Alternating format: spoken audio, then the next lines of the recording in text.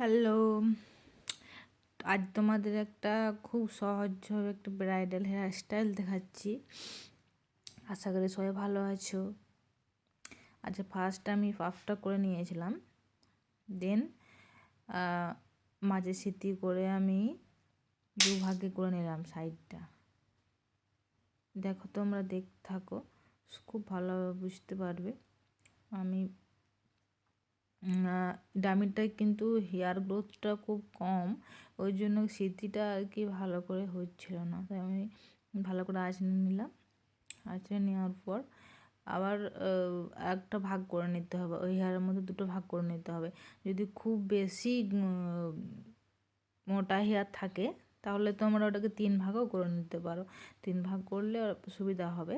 আমি 2 ভাগ করে নিলাম। দেন আমি কার্ল করতে শুরু করেছি। কার্ল করে নিয়ে তোমরা দেখতে তো কীভাবে করবো আমি। আর আমি খুব কম হেয়ার স্প্রে আর তোমার যেটা হেয়ার ভলিউম পাউডার থাকে এগুলো আমি ইউজ খুব কম করেছি, যেহেতু এটা ডামি হেয়ারের নষ্ট হয়ে যায়, সেহেতু আমি বাড়িতে আমি এগুলো করতে থাকি, সেহেতু আমি স্প্রে আর পাউডারটা ইউজটা কম করেছি। তোমরা হয়তো ভাববে যে ইউজ করলো না কেন, তাই আর কি বলে দিলাম। আর আমার ফেসবুক পেজে গিয়ে, আমার প্রোফাইলে গিয়ে আমাকে ফলো করে নিও, অনেক ছোটো ছোটো টিপস পাবে স্কিন রিলেটেড।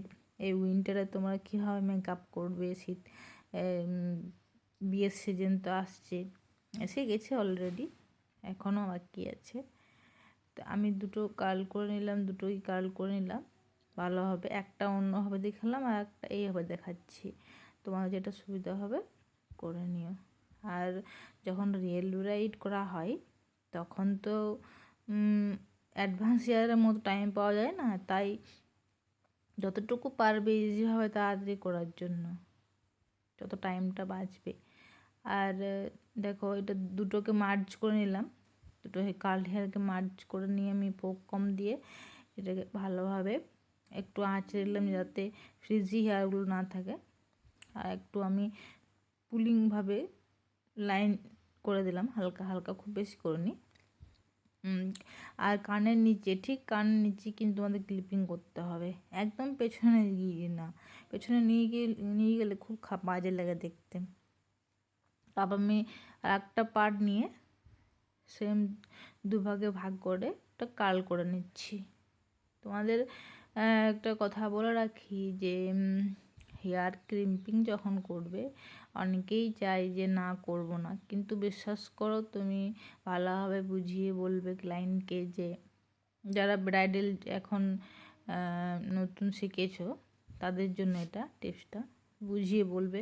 ফার্স্ট একবার ক্রিম্পিং করলে কিন্তু নষ্ট হয় না হেয়ার, আর ক্রিম্পিং না করলে সত্যি ম্যানেজ করা যাবে না, হেয়ারটা ভালো লাগবে না। তো পুরো কমপ্লিট হয়ে যায় দু সাইডেই। তো কেমন লাগছে দেখো তোমরা সবাই। আমার কাছে এই রোজগুলো ছিল, রোজগুলো দিয়ে সাজিয়ে দিলাম। কেমন লাগছে কমেন্ট করবে, আর ছোটো ছোটো টিপসের জন্য আমাকে জানিয়ে আমি অবশ্যই রিপ্লাই দেবো। টাটা সবাইকে।